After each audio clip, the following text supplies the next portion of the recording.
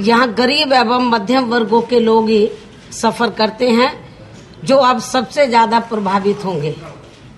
और इतना ही नहीं, बल्कि इस मामले में केंद्र की सरकार ने सभी दर्जों में रेल किराया काफी ज्यादा बढ़ा दिया है, जो ये फैसला जनहित में कतई भी उचित नहीं है। इस प्रकार केंद्र की सरकार ने रेल मंत्रालय का भी अब पूरे तौर से कांग्रेसीकरण कर दिया है, जबकि इसके पूर्व में ये रेल मंत्रालय यूपीए के सहयोगी दलों के पास होने के कारण ये मंत्रालय काफी कुछ कांग्रेस पार्टी की गलत आर्थिक नीतियों से बचा हुआ था। परंतु बजट शुरू होने से लगभग 1.5 महीने पहले ही इस प्रकार से रेल किराए में काफी ज्यादा वृद्धि करके केंद्र सरकार ने अपनी मनमानी का जो ये परिचय दिया है, उसे जनहित का निर्णय कतई नहीं कहा जा सकता है। इस प्रकार केंद्र की सरकार लगातार गरीब व आम जन विरोधी फैसले लेकर दुखदायी व गैर कल्याणकारी सरकार साबित हो रही है। ऐसी स्थिति में बीएसपी की ये मांग है कि केंद्र सरकार द्वारा देश में मनमानी ढंग से बढ़ाए गए इस रेल किराए को जनहित में तुरंत वापस लिया जाना चाहिए। इसके अलावा इन दोनों मामलों में विस्तार से जानकारी आप लोगों को अलग से प्रेस नोट के जरिए दे दी जाएगी। धन्यवाद।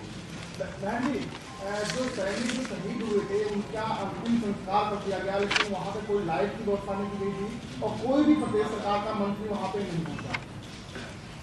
मैं समझती हूँ कि ये बहुत दुर्भाग्यपूर्ण है और जो कुछ ये कमियां रही है ये नहीं होनी चाहिए थी। और इतना ही नहीं, इतनी ये दर्दनाक घटना घटी है, इस घटना को गंभीरता से लेते हुए सरकार को तुरंत ठोस कदम उठाने चाहिए थे, जो अभी नहीं उठाए गए हैं। बहुत आहिस्ता आहिस्ता इस मामले में चल रहे हैं। और इतना ही नहीं, जो मृतक परिवार के जो लोग हैं और खास तौर से जो उनके जो अब विधवा पत्नी है, तो मैंने ये दूरदर्शन ये टीवी के माध्यम से, टीवी चैनल के माध्यम से वो ये देखा है कि उनके छोटे छोटे बच्चे हैं और उनके ऊपर काफी अब बड़ी जिम्मेवारी आ जाएगी, आर्थिक बोझ बहुत पड़ जाएगा, क्योंकि उनके सर के ऊपर से कमाने वाला चला गया है। ऐसी स्थिति में केंद्र की सरकार को ये चाहिए कि इसमें बिना कोई विलंब किए हुए तो उनको उचित आर्थिक सहायता देनी चाहिए। और इतना ही नहीं, उनकी जो विधवा पत्नी है तो जो भी संभव हो सके उनकी योग्यता अनुसार उनको नौकरी भी देनी चाहिए। इस दिशा में भी केंद्र की सरकार को, रक्षा मंत्रालय को खास तौर से इस दिशा में जरूर कदम उठाना चाहिए। ये फर्रुखाबाद ही नहीं, और भी कई घटनाएं मेरे संज्ञान में आई हैं इस किस्म की। मैं समझती हूँ कि ये ठीक नहीं है। उत्तर प्रदेश में तो अति हो गई है। उत्तर प्रदेश में महिलाओं के उत्पीड़न के मामले में बहुत ज्यादा अति हो गई है। कोई दिन ऐसा नहीं जा रहा है कि जिस दिन महिलाओं के ऊपर, बच्चियों के ऊपर, नाबालिग लड़कियों के ऊपर दर्दनाक घटनाएं, वारदातें नहीं हो रही हैं। और केंद्र की सरकार, उत्तर प्रदेश की सरकार वो इन सब मामलों में बिल्कुल सोई हुई है। उनको जबकि सजग होना चाहिए। और मैंने इस संबंध में केंद्र की सरकार को, जब पार्लियामेंट सत्र चल रहा था, तो मैंने केंद्र की सरकार को भी इन सब मामलों में आगाह किया था।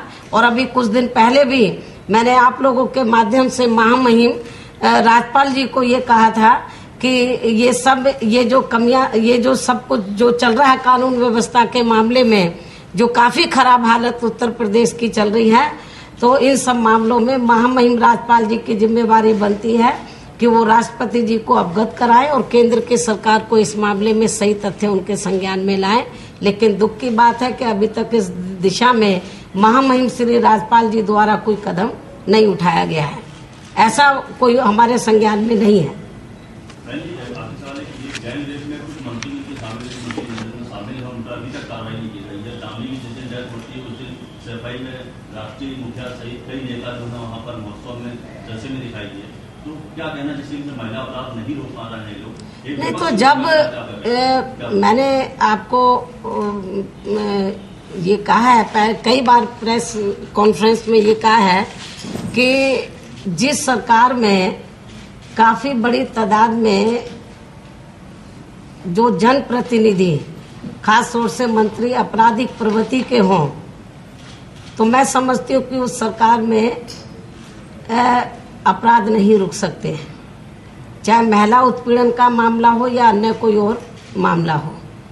और यही मुख्य वजह है कि जब सपा के लोग इसमें इन्वॉल्व होते हैं तो सपा सरकार उनके खिलाफ कार्रवाई नहीं करती है। ये भी बहुत ही दुखद बात है, जबकि उत्तर प्रदेश सरकार को इस दिशा में जरूर सोचना चाहिए।